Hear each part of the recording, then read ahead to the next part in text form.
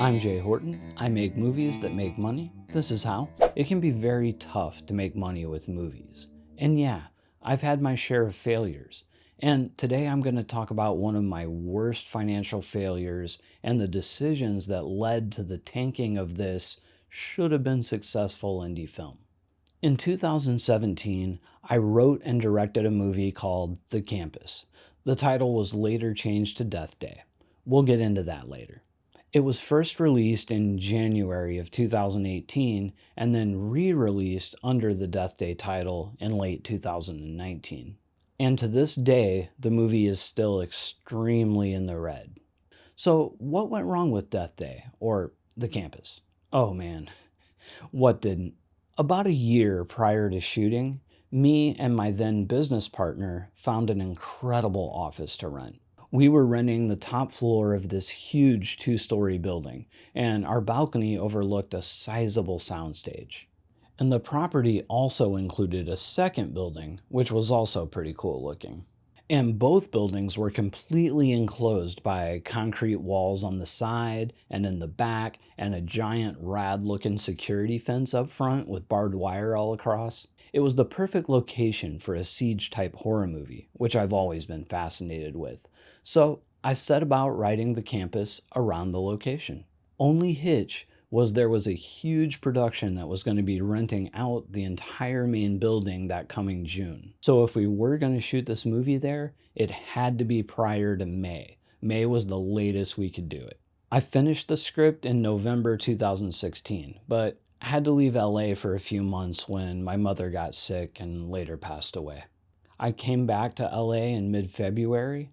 The plan was to shoot in April, which was basically our last opportunity to use the location that I had written the movie for. Let's talk about the budget. The original plan was to do the movie for somewhere around $25,000. I had about $3,000 myself, and so was basically looking for another $22,000. We were planning to shoot the gory movie over the course of 10 days, basically 2 5-day weeks. Now, a solid horror movie produced for around $25,000, shot anamorphic, with solid makeup and creature effects, even without names, was a pretty feasible model to make money back. At least it was prior to 2017, which I'll get into more when we talk about distribution.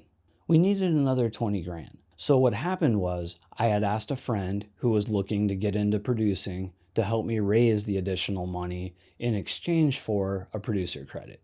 My mistake here, and it was my mistake, is I never set the expectations for what they would do as a producer outside of raising the money, which ended up causing us some problems later. Whenever you bring on a producer, you have to be clear about the expectations. You have to be clear about the hierarchy on the set. Is this a controlling producer? Is this a producer that's calling the shots on the set? Does the director override the producer? All of these things need to be laid out. No matter how good of friends you are, you need to clearly define your roles. So back to the fundraising. So the producer had got quite a few people promising the money, but time was rolling and our start date was looming. At this point, I believe it was 3 to 4 weeks away. No money besides my own had been put into the bank yet. Not a dime. Now, things were popping up that needed to be paid for, like our SAG deposit.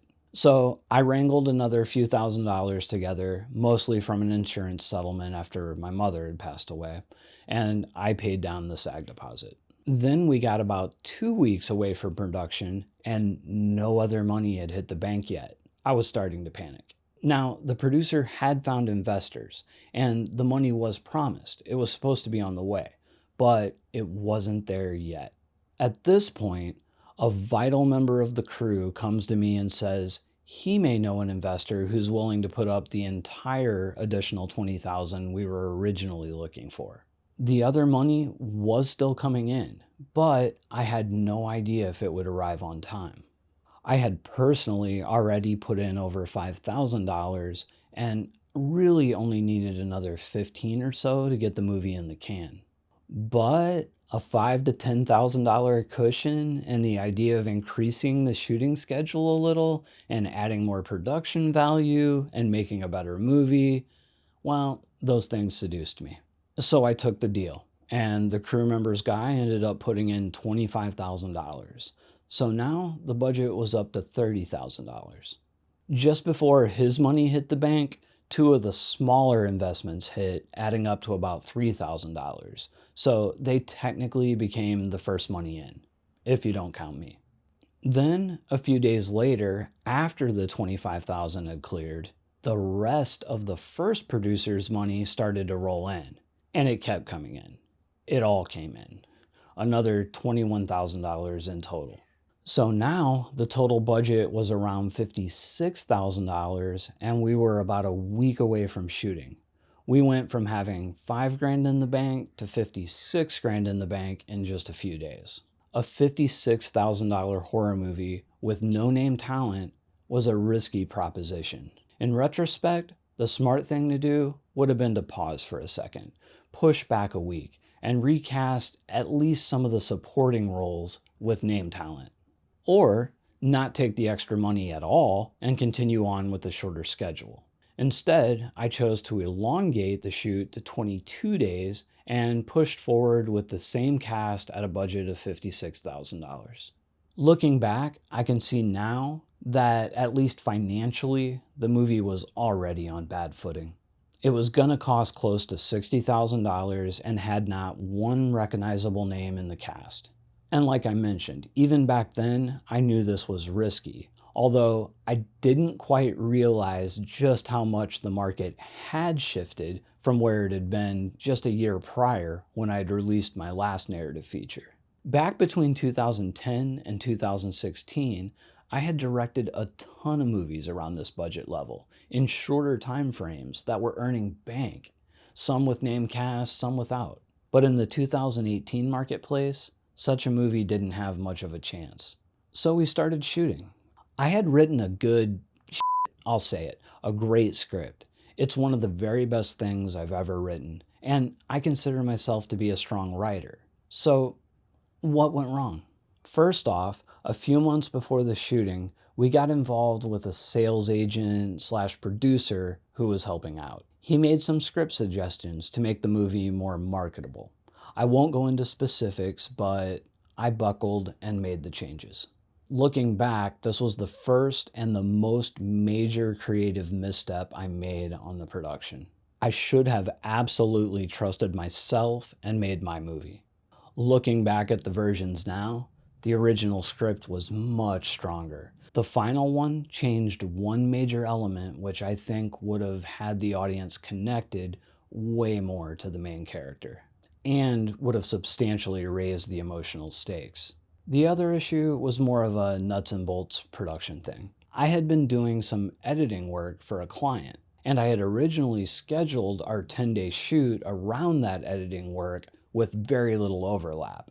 But now that the movie was shooting for over 20 days, it ran through. Now, the campus was a night shoot, so I decided to keep both jobs and burn the candle at both ends. I would edit from 8 a.m. to 5 or 6 p.m. and then be on set from 7 p.m. to 7 a.m. Luckily, the office was my set, so I could at least nap for 30 to 45 minutes a day between jobs. Huge mistake. Huge mistake. By the midpoint of the shoot, I was completely burned out. I was a zombie, to the point where I was falling asleep behind the monitor multiple times a day. I basically directed a good portion of the film on autopilot, and it's a testament to how strong the script was, even with the bad advice taken, that the movie is even watchable at all. But we finished, and without much incident. There was a weird billing issue with one crew member towards the tail end of the shoot that made us think we were over budget, and this caused a huge fight between the other producers and myself. But the mistake was caught and it worked out, and we did come in exactly on budget. However ill-advised that budget may have been. Now, to be fair, there is a producer on the movie that feels that this is completely untrue, that we had no plan for production and did end up behind and over budget. But that's simply not the case. We had scheduled to shoot for 22 days with 2 half-day pickups and shot the movie in 22 days with 2 half-day pickups. There most certainly was a schedule, there most certainly was a shot list, and for the most part, we stuck to them. Just like any production, there were days we didn't make. There were things we had to move around. There were things we had to put off. There are things we had to double up on. But we always made up the time and finished the overall shooting on time and on budget. This is the hill that I will die on. Up to this point, there were 2 main problems. The first was a business problem. I had taken on way too much money for a project at this level, and in regards to distribution, I had not fully thought out the release. The second thing was I had bit off way more than I could chew with the edit job and shooting the movie at the same time. But we finished production and we moved into post, and things didn't get better. Next week, I'm going to take you through post-production and distribution and the mistakes that were made there. And believe me, they were plentiful.